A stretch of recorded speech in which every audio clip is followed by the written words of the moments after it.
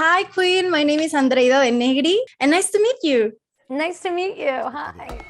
¿Alguna vez han deseado llamar tanto la atención que ni siquiera les importó para qué? Danny Sanders podría ser la peor persona que cubrimos en este programa. Actuó como si fuera la víctima. Hizo que muchas personas se alejaran de ella. Iba a decolorar el frente, pero no quiero que me confundan con Danny Sanders. To begin with, your film is an excellent satire about the big lie that social media can be. But also there are several messages against violence and how important the mental health is.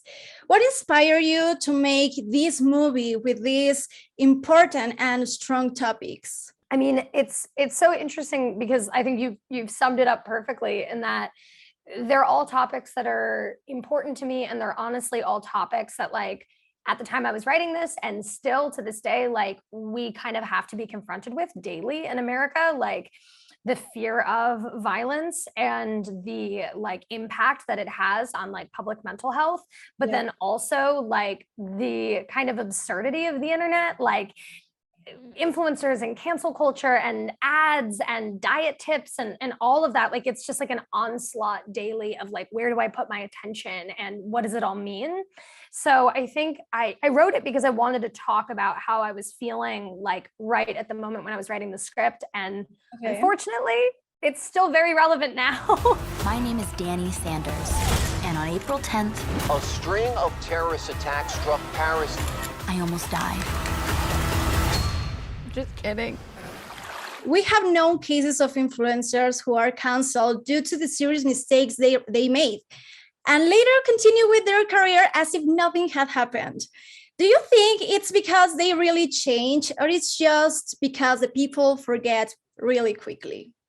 I mean, honestly, I think every story, every situation is different. I think cancel culture is one of those like very complicated topics where like we need to hold people accountable for their actions, but the way in which cancel culture holds people accountable is oftentimes just creating more chaos and pain and like isn't really helping or fixing anything.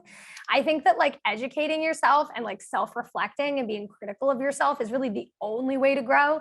So I guess like people who've been canceled and have moved on and have really done self-reflecting, then yeah, I think they're okay. But yeah, I mean, our society certainly like forgets about drama and like downfalls very quickly and moves on. I don't know if it's a good or a bad thing. I think it's case by case.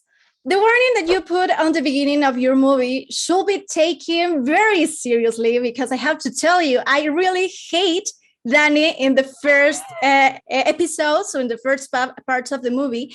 And my question will be, from the beginning, you consider that Danny will become a better person thanks to Rowan, or was it because in some point you say, this is too much, Danny needs to change? Yeah.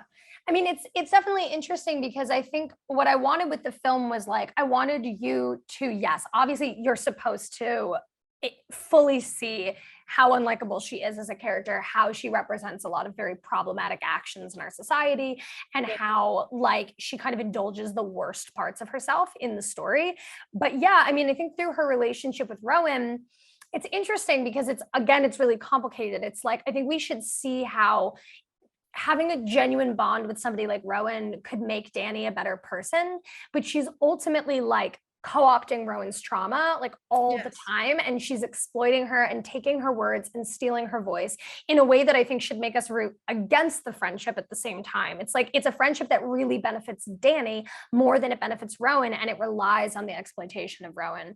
And so yeah, it's that's why I don't think her character has like a neat redemption arc, was because I certainly didn't want it to feel like I was telling a story about how like a young, oblivious, privileged white woman like becomes a good person through like an actual survivor of trauma's love. Like I wanted it to feel that at the end of the film, you were like, wow, you need to reflect on what she did and how maybe she doesn't deserve the spotlight anymore.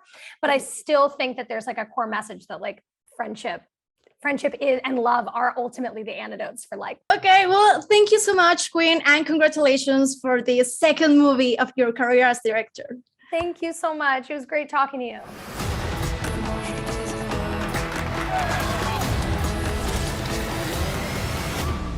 careful what you wish for.